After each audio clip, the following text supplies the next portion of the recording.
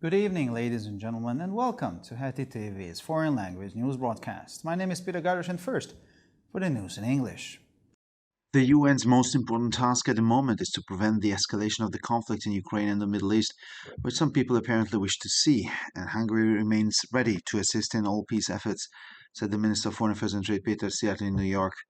According to a statement by the Ministry of Foreign Affairs and Trade, the minister stressed before the UN General Assembly session that global security is in its worst state since the Second World War, and that the danger of a Third World War breaking out is at its greatest, which is why the World Organization must take the lead in all anti-terror and peace efforts. He said the UN was created precisely to act as a platform between hostile states, and we want the war in our neighborhood to end as soon as possible and the counter-terrorism operations in the Middle East to succeed.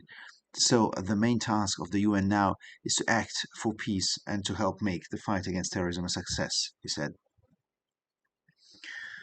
The Israel Defense Forces gave an update on operations in the Gaza Strip. According to the statement, ground troops are continuing raids on Hamas terror organization posts, while the Israeli Air Force and Navy are attacking targets belonging to the terror group. In the western part of Khan Yunis in southern Gaza, the paratroop brigade has killed dozens of Hamas terrorists over the past day. Elsewhere in Khan Yunis, the 646th Reserve Paratroop Brigade identified a Hamas terrorist in their vicinity and directed airstrikes at him. Shortly afterwards, 3 more terrorists were identified and airstrikes were also directed at them. The Givati Brigade also killed several Hamas fighters and located and collected weapons and documents belonging to the terrorist group. Farmers demonstrating with tractors around the Italian capital spent the night in the open air and are refusing to leave despite not yet having been given permission to enter Rome. On Wednesday, the leaders of the farmers' group and representatives of the Rome prefecture will continue talks on the possible entry of the tractors into Rome. Prefect Lamberto Giannini has refused permission for the machines to enter the capital. The authorities are carefully considering granting permission because if Rome opens its gates to tractors, other Italian cities could be invaded by the protesters who have so far been held up on the outskirts of the cities. The farmers' demonstrators have said that if they do not receive a rapid response, they will march on Rome Ring Road on Friday, which could lead to a traffic chaos. About 5.5 tons of radioactive wastewater leaked from the Fukushima nuclear power plant into the Pacific Ocean in Japan on Wednesday, as local media reported. The leak was detected by workers at the plant before 9 a.m. on Wednesday. Local television in Fukushima, citing a statement from the Tokyo Electric Power Corporation, said that cooling water had leaked from the outlet of a facility used to purify radioactive cooling water for an as yet unknown reason. TEPCO estimates that the leaked cooling water contains about 22 billion becquerels of radioactive material. However, the authorities said that most of the water had already leaked into the ground and that no significant changes in radiation levels were detected in the nearby drainage canal, they added in their report. As a precaution, TEPCO has banned access to the areas affected by the leakage. And finally, for the weather, in the evening, clouds are expected to clear over the country with light precipitation in certain places. Tomorrow will be windy and cloudy. The temperatures will average around 5 to 10 degrees Celsius in the morning and 11 to 17 degrees Celsius in the afternoon hours. For further news, please visit our websites at www.hetitv.com or breuerpress.com. Thank you for your attention. So much for the news in English, and now for the news in German.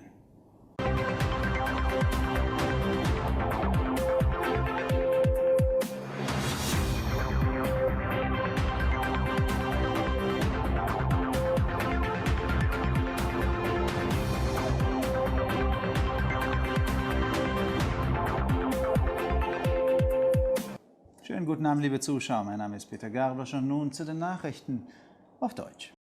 Die wichtigste Aufgabe der UNO sei es derzeit, die von einigen offenbar gewünschte Eskalation des Konflikts in der Ukraine und im Nahen Osten zu verhindern, und Ungarn sei weiterhin bereit, bei allen Friedensbemühungen zu helfen, sagte Außen- und Handelsminister Peter Siat in New York. Wie das Außen- und Handelsministerium mitteilte, betonte der Minister vor der UN-Vollversammlung, dass sich die globale Sicherheit in der schlimmsten Lage seit dem Zweiten Weltkrieg befinde und die Gefahr eines Dritten Weltkrieges am größten sei, weshalb die Weltorganisation die Führung bei allen Antiterror- und Friedensbemühungen übernehmen müsse. Die UNO sei gerade deshalb geschaffen worden, um als Plattform zwischen verfeindeten Staaten zu fungieren, sagte er, und wir wollen, dass der Krieg in unserer Nachbarschaft so schnell wie möglich beendet wird und die Antiterroroperationen im Nahen Osten erfolgreich sind. Die Hauptaufgabe der UNO ist es nun, sich für den Frieden einzusetzen und dazu beizutragen, dass der Kampf gegen den Terrorismus ein Erfolg wird, sagte er. Die israelischen Verteidigungsstreitkräfte gaben einen aktuellen Bericht über die Operationen im Gazastreifen ab. Demnach setzen die Bodentruppen ihre Angriffe auf Stellungen der Terrororganisation Hamas fort, während die israelische Luftwaffe und Marine Ziele der Terrorgruppe angreifen. Im westlichen Teil von Khan Yunis im südlichen Gazastreifen hat die Fallschirmjägerbrigade im Laufe des vergangenen Tages Dutzende von Hamas-Terroristen getötet. An anderer Stelle in Khan Yunis hat die 646. Reserve-Fallschirmjägerbrigade einen Hamas-Terroristen in ihrer Nähe ausgemacht und Luftangriffe an ihn gerichtet. Kurz darauf wurden 3 weitere Terroristen identifiziert und ebenfalls mit Luftangriffen belegt. Die Givati-Brigade tötete außerdem mehrere Hamas-Kämpfer und stellte Waffen und Dokumente der Terrorgruppe sicher. Landwirte, die mit Traktoren rund um die italienische Hauptstadt demonstrieren, haben die Nacht unter freiem Himmel verbracht und weigern sich, die Stadt zu verlassen, obwohl sie noch keine Genehmigung für die Einfahrt nach Rom erhalten haben. Am Mittwoch werden die Führer der Bauernverbände und Vertreter der Präfektur von Rom die Gespräche über die mögliche Einfahrt der Traktoren nach Rom fortsetzen. Präfekt Lamberto Giannini hat den Maschinen die Einreise in die Hauptstadt verweigert. Die Behörden erwägen die Erteilung der Erlaubnis mit Bedacht, denn wenn Rom seine Tore für die Traktoren öffnet, könnten andere italienische Städte von den Demonstranten überfallen werden, die bisher an den Stadträndern aufgehalten wurden. Die Bauerdemonstranten haben angekündigt, dass sie am Freitag auf der Umgehungsstraße von Rom marschieren werden, was zu einem Verkehrschaos führen könnte, weil sie keine schnelle Antwort erhalten.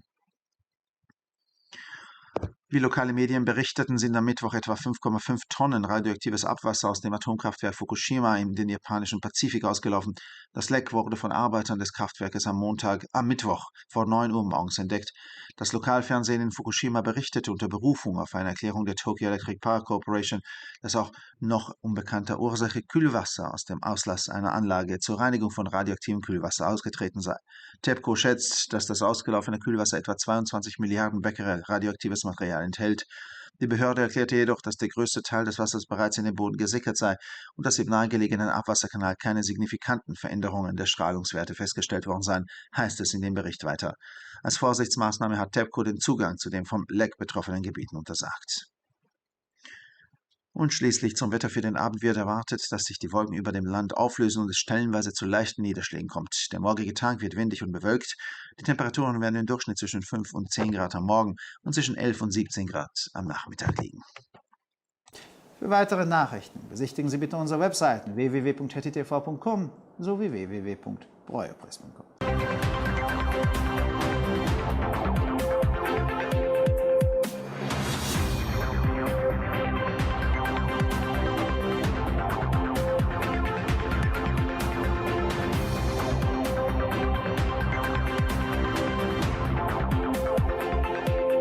ערב טוב, גבירותיי ורבותיי, שמי אדם ברויר זאבי, ואלה הם החדשות בעברית. המשימה החשובה ביותר של האו"ם היום היא למנוע את הסלמת הסכסוך באוקראינה ובמזרח התיכון, שככל הנראה רצוי בעיני חלק מהמדינות, אך הונגריה מוכנה להמשיך ולהעניק סיוע בכל מאמצי השלום, אמר שר החוץ והמסחר פיטר סיארטו בניו יורק. על פי הודעת משרד החוץ והמסחר, ראש המשרד הדגיש לפני העצרת הכללית של האו"ם, כי הביטחון העולמי נמצא כיום במצבו הגרוע ביותר מאז מלחמת העולם השנייה.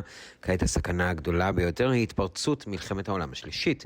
לכן הארגון העולמי חייב להיות בחזית כל מאמצי האנטי-טרור והשלום. הוא קבע שהאו"ם נוצר בדיוק כדי לתפקד גבמה בין מדינות אויב.